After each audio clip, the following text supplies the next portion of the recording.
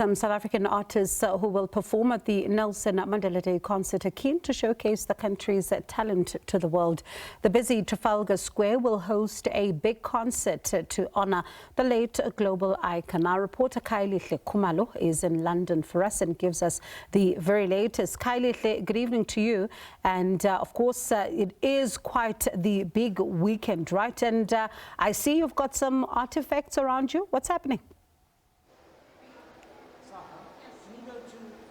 Well, certainly, Bongo, I can tell you this much. A very poignant exhibition here at the University of London. As you can see, the images of Nelson Mandela there. I mean, his fondness for the children and also his love as well for the United Kingdom. So quite a number of commemorative events have been held here in London to really ensure that his legacy is well sustained, and a very significant moment, especially because we know of so many concerts that have been held here in London in honor of Madiba. You go back to 1988, Bongiwe, as part of Madiba's 70th birthday, while he was still incarcerated in Wembley Stadium.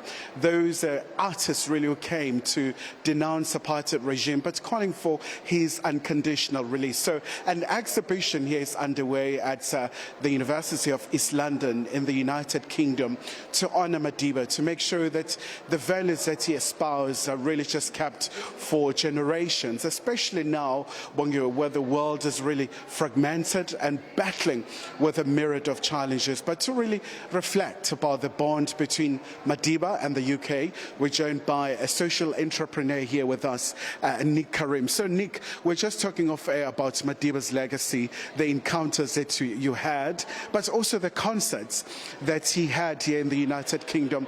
Let's really just go back to those moments, and of course, incredible moments with this global icon. Well, I came across Nelson Mandela as a young boy. I remember seeing the images of the terrible tragedy in Soweto in 1976. And that was a moment for me to think, well, how could this possibly happen in the world doing nothing? So I got involved in the anti-apartheid movement, and I became very passionate about that Nelson Mandela should be liberated, you know, and very few people, younger people, knew very little about what was going on in South Africa and the terrible situation there. And for me, I'm also troubled by the fact that a lot of the younger generation today haven't learnt anything about the history of South Africa.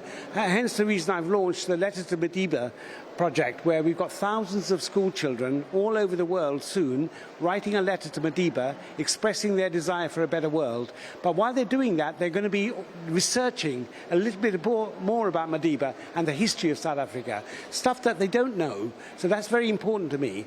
Today is very important as well, because today is the 50th anniversary. This year is the 50th anniversary since the tragedy of Soweto, and it's an opportunity to highlight what happened 50 years ago. But at the same time appreciate the culture of South Africa as well. And here, for instance, we can see the beautiful artwork of John Myers, which is truly inspiring. And I know that if Madiba was here, he would be here, you know, himself. And I'm proud to be associated with being given the opportunity to celebrate and continue the legacy of Nelson Mandela, because we live in a broken world now. We're desperate for a Nelson Mandela. There isn't one. So the idea of the competition, idea of the project is to let young people know the kind of world that they could have, yeah, if they think differently. So the future generation that's going to be running the world will probably think more like Madiba and less like the current lot. That's the idea.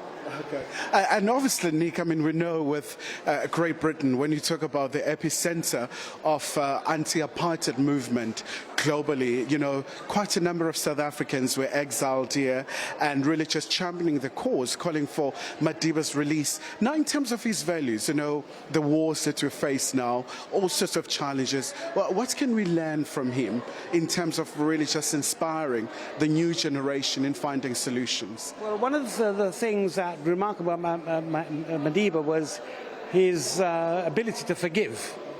Yeah, forgive doesn't mean forget. Yeah, his ability to forgive and conciliate. You know, he's probably the only global leader that his enemies and his critics became to admire and love. Okay, and that's something we should all be grateful for, to have somebody like that in our lives. I'm lucky to have been alive when he was alive, yeah? So it's important that future generations look at the history of Madiba. And, but I always say this, my friend who's going to be here soon, when he's asked how he started a magazine called The Big Issue, which is a homeless people's magazine, which is sold in 72 countries in the world, he always quotes Alexander the Great. He said when Alexander the Great conquered India, he was asked, how did he do it?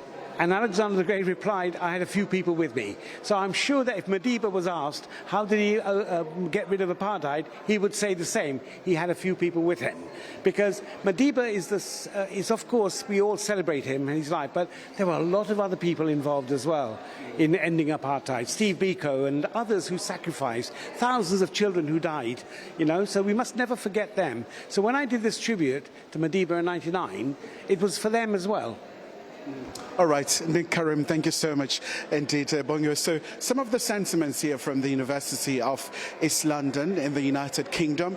As you know that we're very edging close to the Nelson Mandela International Day. So it's all about preserving his legacy, but it's also a very big weekend here in the UK. We know that at Trafalgar Square, South African artists will have an opportunity to perform there alongside their international counterparts. So it's bound to be a very, very fascinating weekend.